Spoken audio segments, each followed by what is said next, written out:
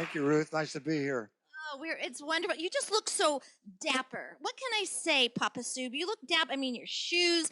I used to be in the shoe business. My family used to be in the shoe business. So I can appreciate a good pair of shoes. And you're just always so dapper. Well, when I know I'm going to be in front of a lot of really beautiful people, you got to look nice. Ooh. So anyway, I've been doing this since I was about 18 years old. Somebody taught me how to dress and then how to buy. Somebody took their time to take me out, an older man, and really taught me how to buy a wardrobe so that I could build it up. And so it kind of stuck with me all these years. Wow. Well, it definitely has paid off. It definitely has paid off. I love it. I love it. Oh, that's what I do. That's what I do. That's part of my charm. I embarrass people. So I know that you have an incredible message, and that message stems from an unbelievable story. So, and I know you're a storyteller, but could you tell us in a little bit of what that incredible story is, which was a pivotal moment for you, and that I heard last night, which just was so impactful, and then what you're doing about that, because I know you've written several books. So could you share a little bit about that? Thank you, Ruth. The story is that I've had 3 open heart surgeries. I had 2 of them within 70 days of each other, which was really unusual. And the 10 hours on the operating table, and then 4 days in intensive care, and a lot of recovery. I really thought time was over. It was finished. I was 65 at that time. So that experience went on. But then I heard a story, and I realized the story was about me. And it was a story about a man who was on his deathbed. And he saw some figures standing around his bed, and he said, "Oh, my buddies, you came from high school to cheer me up. How great that was." And one of them went over and touched his hand and said, "No, see, I'm your hopes. Here's your dreams. It's your talents. It's your gifts. And you never used us. We didn't come to cheer you up. We came to die with you."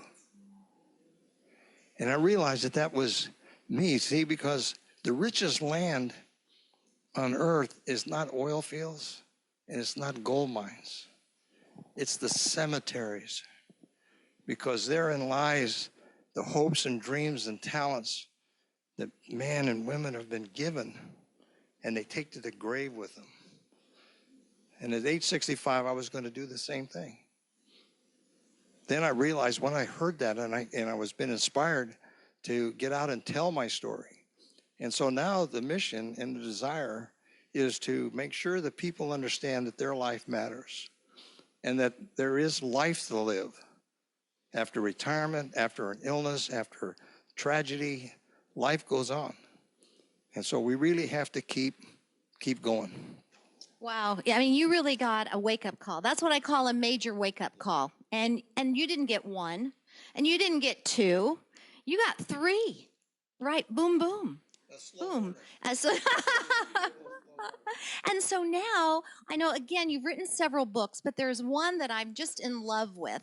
So could you share, and you just signed it for me, so I'm even happier now. So you could share the title and what's the true message behind that? What motivated you to write that book? The message and the title of the book is called "Don't Die." And that was from George Burns. The secret of long life was the don't die. But the message in the book is how to live, how to really add life to your years and not just years to your life, how to get out, how to continue to transform your mind, how to stay busy, keep your mind active, how to be a doer, get off the couch, get back in the game of life. And whether that's bowling, whether that's walking, whether that's doing some kind of exercise, but get out and do something. And the last part is giving, which really comes from the heart. And it's not a matter of money. It's a matter of time, your talents, your gifts, the things that we talked about earlier that we hide and we don't do. But that's what the book is about. That's about teaching people how to do that. There's stories in there about friends and people. There's some research in there about people at the last part of their lives. If they look back on their life, they said, what would I do different? And that's a powerful section in the book. It's a powerful section of the book when you learn from people who got to the end of their life and said, oh, I wish I'd have done this. I wish I'd have done that. We need to learn from those kinds of people so that we don't make those mistakes and we can have a fulfilled and happy life. And I'm just guessing here, but I think you have a very full and happy life. What do you do? What are you doing now that's different than you were maybe even 5, 6 years ago?